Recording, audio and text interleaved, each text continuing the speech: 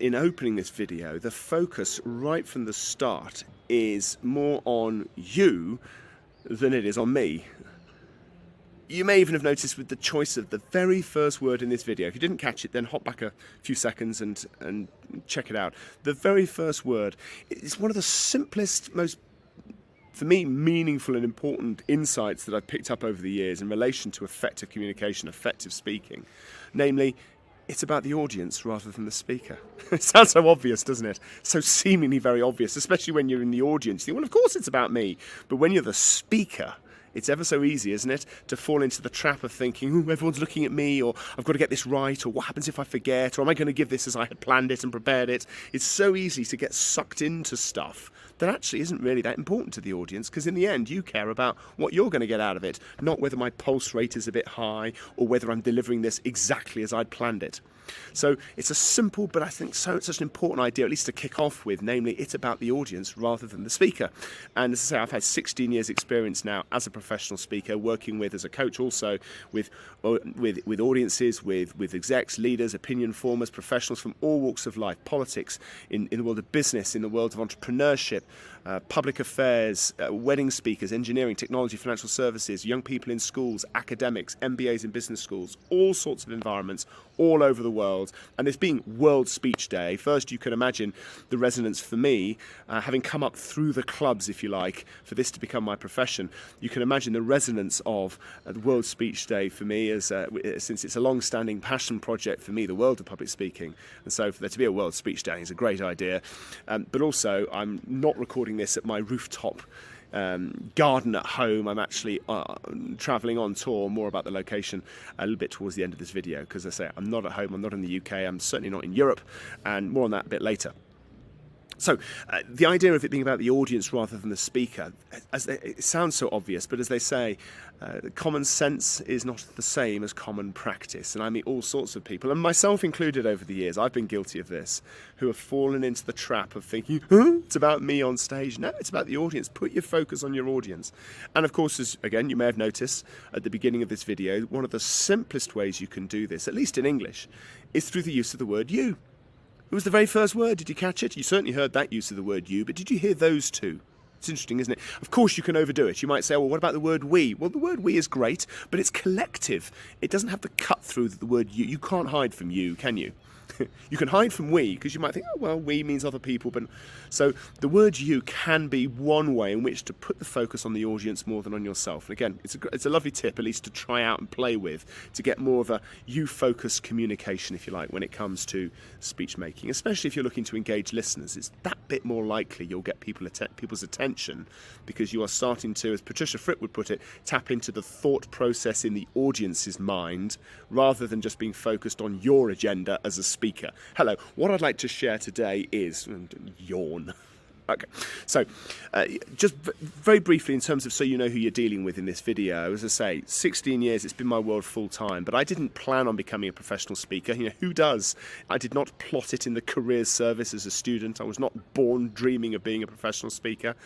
For me, the journey, and it's an important thing because it's shaped how I approach and think about speaking to this day, it began really for me in my first job, at my leaving drinks for my first job back in 2001, when I had to give a speech at my own leaving drinks. I hadn't prepared a speech, I hadn't had much practice, and it wasn't that I hated speaking in public, but I was very, very rusty, and it felt horrible. I was very anxious, I stopped breathing properly, and I felt red, and all these classic things. I thought, oh, this is awful.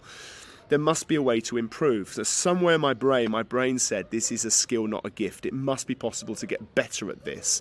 I can't believe that I am destined to continually feel this horrible when speaking in public. And I don't want to feel this horrible for the rest of my career when having to speak under pressure. So I joined a public speaking club. I joined a Toastmasters club, Toastmasters International, global network of public speaking clubs, thousands of clubs all over the world, including the country where I am right now in India.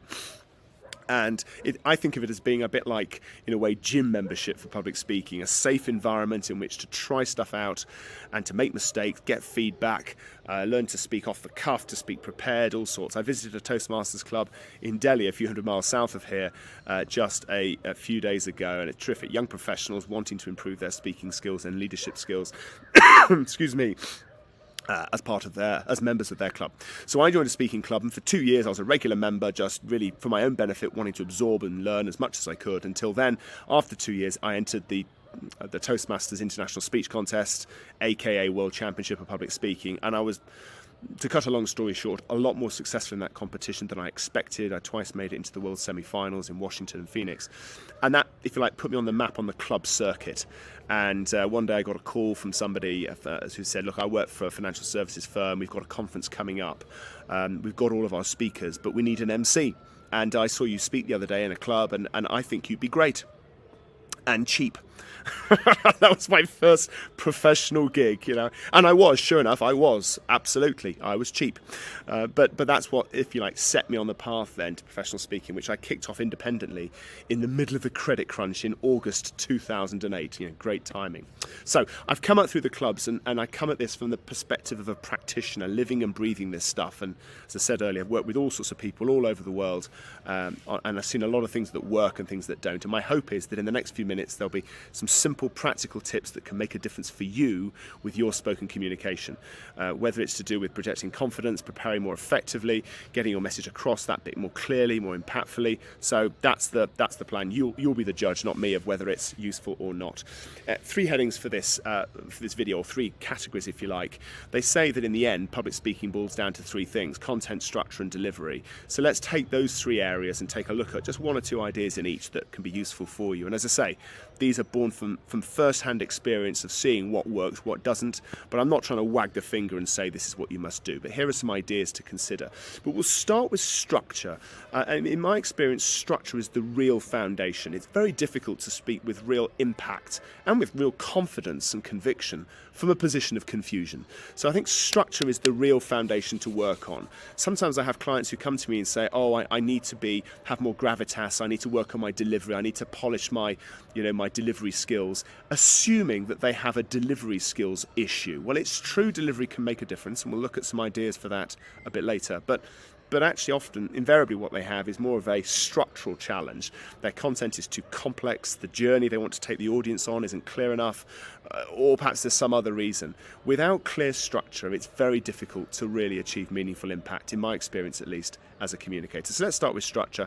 I'm going to offer sort of two main parts to this. The first is this: in order to achieve really clear structure from a strategic point of view, we'll look at tactics in a moment, but from a strategic point of view, I suggest the preparation is key. The nature of preparation. It's very easy to get sucked into just the details of what's on the slides, what's in the script, just going over a detailed script or speaker notes. But the risk is you can end up really not seeing the wood for the trees and getting buried in too much detail. And as you may have observed in life, you heard that, didn't you? So often presentations are very, very heavy in detail, and the listeners sit back and go, yeah, okay. Don't necessarily really know what they should take from it. So my advice is this: from a strategic point of view, step back and ask yourself three questions to achieve clear structure. The first is this: it's about change. Consider, how do you want to change the way the audience thinks, feels and acts? Now, this is not my line. This actually came from three former world champs of public speaking: Craig Valentine, Ed Tate and Darren LaCroix, years ago at a seminar they ran in Phoenix, Arizona that I attended. I learned so much from that seminar, and that was one of the questions that they posed. How do you want to change the way they, the audience, whoever they are, think, feel and act? Because if you think about it, and this is now my words coming in here, if there's no change, it's a complete waste of time. It's a complete waste of time, isn't it? If there's no change, consider this video. If there's no change, total waste of time. But if there is change, then it becomes hugely valuable. Notice what the question is not asking. It's not saying, what are you going to say, what's going to be on the slides, what's going to be in the slides. It's asking, what's the outcome, what's the purpose, what's the target that you're aiming at, if you like, rather than just what's going to be in your script. We often do this when thinking about projects or about initiatives. What's the outcome going to be? I suggest you do the same for your speeches or your spoken communication. How do you want them to feel differently as a result? How do you want them to think differently? How do you want them to behave differently? As a result of this video, for example, I'd love for you to come away thinking to yourself, I've got some ideas now which will enable me to be that bit more impactful with my listeners. I've got a way in which I can prepare that bit more effectively. Those would be a couple of great outcomes from this video. See, they underpin what I'm saying to you right now. So consider, question one in the quick start guide, how do you want to change the way they think, feel and act? Which leads then to question two. which is this, about messaging. What are the 1, 2 or 3 key messages or key points that will best achieve that change, whatever that change is? So there's the target, and think of the key messages or points as like the arrows, that you're trying to hit the target with. Now, it might be key points, key messages, key insights, recommendations. Depends, of course, on what the nature of the content is. But what are the most important 1, 2 or 3 key things that you really need to land in order to give yourself the best chance of achieving that change? And it might be only one, by the way. In the World Championship of Public Speaking, you have 7 minutes, any topic. That's the basic format. And in my experience over the years, what I've observed is that you've got time in 7 minutes to really land one key message. And you try and land more than one, chances are toast. You'll be forgotten because there's a number of speakers, one after the other. To really stand out, you have to be forensic. Absolutely, this is the message. This is the one key takeaway. You might have more than one, that's fine. You might have more than 3, but at least know what the most important 3 are that you can really focus on. If you succeed in making even 1 or 2 things stick, you'll have succeeded where many presenters fail. And of course, that will then start to give you your 3, maybe up to 3 primary modules of content. It starts to provide that clarity of structure. Yeah, because you zoomed out of the detail and thought, right, what's the change? And then what are the 1, 2 or 3 key points? Third question. What's the most compelling evidence you could show to support those points? So if change is the target, if key messages are the arrows, then think of the evidence as like the feathers on the arrow that help to ensure that it lands. Now, of course, evidence comes in all shapes and sizes. It could be you've got data to show. Maybe there's a graph. Maybe there's an explanation. Maybe there's a visual aid. Maybe there's an activity you want them to participate in. Maybe there's a story you want to tell. But consider what's the most compelling evidence to support those points. And notice here you've gone points first, then evidence. Too often people prepare by trying to gather all the evidence first, and it's always very complicated. Zoom out the detail, get clear on the points, you've got the clear points, and then think, right, for this point, what's the most compelling evidence I could share or show to support this? It'll give you a filter, and you know the point is relevant because it's linked to a change. See? So remember, this is a preparation process guide. It's a quick start guide. It's not a presentation template.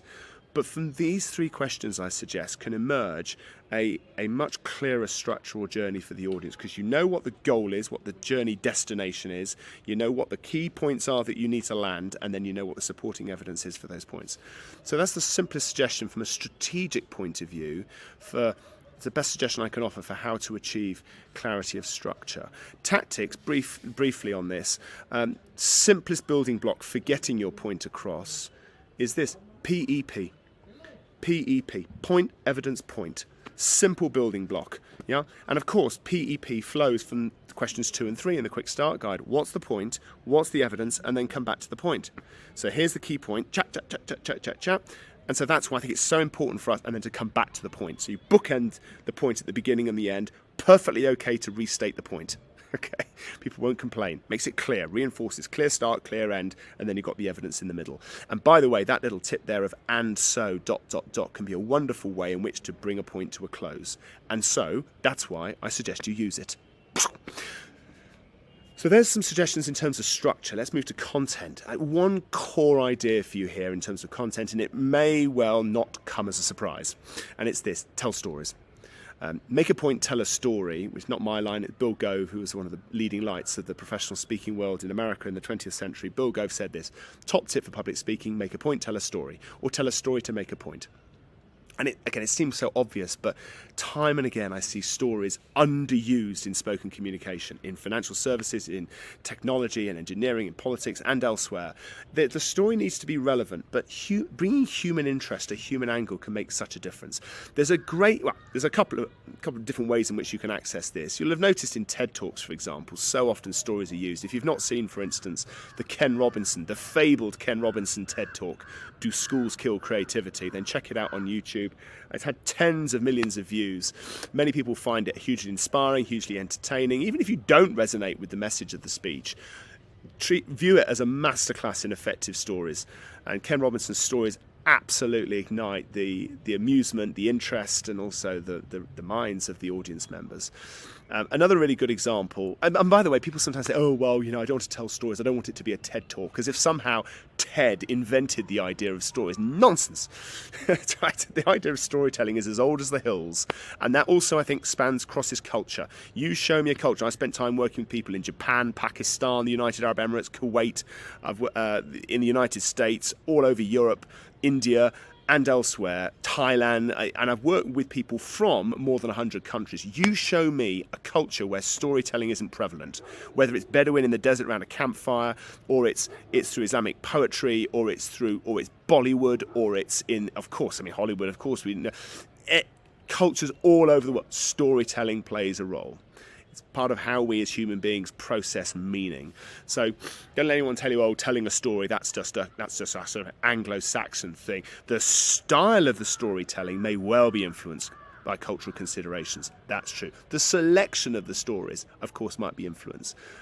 But nevertheless, I'll leave that with you to consider. But there's another really good example on YouTube, and certainly one of the most compelling uses of storytelling in speech making was by a speaker called W. Mitchell, who I first saw speak back in 2006, I think, just as I was starting out in the professional speaking world.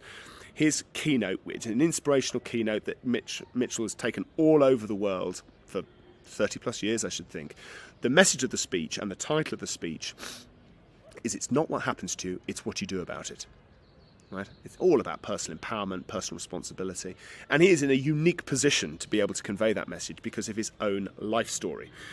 You can check W, and it's literally the letter W and then Mitchell. Check him out on YouTube. You will very quickly see what it is about his life that makes him extremely unusual. He brings a life story, principally centered around 2 life-changing accidents, which underpin that message. And this entire keynote talk is centered around one key message: it's not what happens to you, it's what you do about it, brought to life through a whole series of vignettes from his personal story. It's a masterful presentation, and you can find a full-blown version of the keynote speech on YouTube. If you have a little search around, you will find it. And I can remember being spellbound listening to him keynote both in the UK and also in the States years ago for a full hour. And yes, there are different episodes in the story, but essentially it is a single narrative that's been broken down into all sorts of different modules of content to illustrate a key message in a very, very compelling way. So I remember being profoundly moved by that speech. He made a point and told a story. What stories could you tell? What points might you make? Flip it round. What points might you want to make? How do you know that those points are true or important? Consider for a moment your career to date, your life to date. There'll be certain moments that you remember. Moments that stand out, good moments, bad moments, moments of surprise, moments of critical change, moments of triumph, of disappointment. There'll be all sorts of moments that might come to mind. If you give yourself a chance to percolate next time you're on the bus, you're out for a walk, listening to music, having a drink, have a think. And here's a final suggestion on this content piece. If you haven't already, I suggest you start a story file. Start a story file somewhere where you can log ideas, stories, not write out the whole story, but just a word or phrase to remind you of a particular moment, because there is gold in your personal experience, provided it's aligned with relevant messages you want to get across. And the final, so that's content, final piece relates to delivery skills, which so often people think is the thing with public speaking. I would say it is one of the 3 things, and typically it comes third, actually, because the structure's right, the content's developed in the right way, then the delivery becomes relevant. And the best suggestion I can offer on the delivery side is this, that it needs to feel a little bit uncomfortable. It needs to feel a little bit weird. Now, what do I mean by that? I mean that if you feel in terms of volume that you are speaking at a volume that is comfortable, I suggest you're too quiet. Raise your volume to a level where it feels just a little bit uncomfortable. You might feel like you're shouting, but it will make a difference. You will achieve greater impact just by speaking more loudly. I know that seems a bit simplistic and crass, but it's true. It also strips out monotone. If you speak at a level of volume that's a bit higher than feels comfortable, it's very difficult to sound monotone. Trust me, because it energizes the voice. It suggests greater conviction. I don't mean you have to speak really loudly the whole time. You'll have quieter moments and then louder moments, of course, but raise the whole level up a notch or 2 notches, or bonus points if it's 3 notches. If it feels comfortable, you're too quiet. And very often, nervous presenters are speaking too quietly. It's also, by the way, a great way to channel the adrenaline, because when you raise the volume, you will start to use and feel the energy of the speaking more, and in a good way, I suggest. It's actually very difficult if you're feeling nervous and anxious. It's very difficult to manage that when you're speaking really quietly, and yet often that's what people do. It takes a lot of control to be able to maintain, to sustain steady, low-volume speaking. It's doable, but it's not easy. So, raise the volume. Another aspect, in terms of pace, one of my biggest challenges from a delivery point of view as a speaker, as you may have observed, is that I get carried away and speak too fast. If you feel you're speaking at a pace that's comfortable, it's too quick. Slow it down. It needs to feel excruciatingly slow. Years ago, I remember speaking at an event in Bulgaria. I was in Sofia, Bulgaria, and it was a group of about 100 people in the audience, and I did 4 one-hour sessions through the day. Simultaneous translations. We had an expert translator. I met him beforehand. He was clearly a very, very well-trained translator. And his English, of course, was absolutely perfect. And I think he was Ukrainian, if I remember rightly. But anyway, fantastic, fantastic translator. I could tell he had years of experience, 25, 30 years experience in his booth. So I delivered my first hour to the audience. I came off stage and, for the break. And as I did so, the translator came out of his booth and he was literally sweating and red in the face. I said, "Are you okay?" He said, 30 years as a translator. You're the fastest speaker I've ever heard. I thought, oh my goodness me, I better slow it down. I thought, right, okay. So next slot, my second 1 hour slot, it was painfully slow. I thought, right, I'll show you want slow, I'll give you slow. So it was painful, and at least for me. I came off stage after the second hour. He came out of his booth, this time looking just a little flushed. He wasn't sweating. Almost slow enough. Right?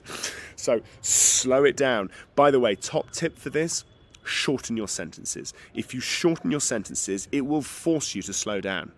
Very difficult to speak fast in short sentences.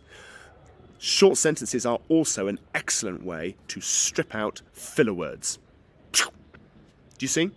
If I put in an with short sentences, I'm more likely to hear it. And if you catch it, you're then in a position to start to reduce them because they're like weeds in the garden. And then the final suggestion related to it needs to feel a bit uncomfortable relates to physicality, especially if we're with a live audience, but even on camera, is that it needs, I suggest, to feel a little bit enlarged. Dale Carnegie said this: be natural with your gestures, but enlarged.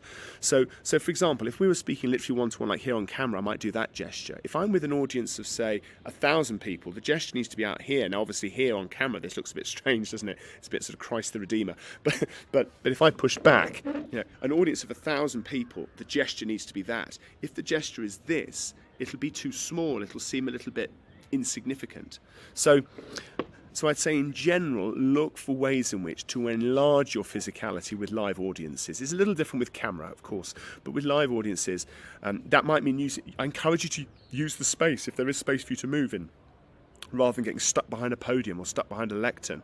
One of the simplest ways to think about space is have a central space, have a stage right and a stage left. It's a bit like a triangle. You've got 3 points on stage that you can go to, and then you can use different parts of the stage to anchor different parts of your presentation if you are speaking from stage. The point being that physically, you get into that, perhaps what might feel a little bit uncomfortable realm of enlarging the space that you actually use. I'm not saying it's wrong to be behind a podium, but your presence is distilled, condensed as a result. So there's a series of ideas for you to consider. I'm actually recording this, I mentioned India earlier, in the foothills of the Himalayas, having just seen England play cricket against India, and Dharamshala right here up in, not that far actually from the border, right up in the north of India, and so it feels appropriate that I be recording this in a country like India on World Speech Day. And so wherever you might be in listening to this, whether you are perhaps here in India or indeed elsewhere in the world, I do hope this video has been useful. If you'd like to connect with me, by the way, you'll find me easily via Google. My website is simonbucknall.com, or indeed on LinkedIn if you're a LinkedIn person. But take something from this this video. Maybe it's the idea of speaking that bit slower than feels comfortable, or maybe it's the idea of the quick start guide. What's the change? How do you want to change the way they think, feel and act? Or maybe it's that idea of and so. And so in that way you can bring a point to a close. But take something from this session, from this video, because if you do, then this will have been a worthwhile investment of about 25 minutes. Speak soon.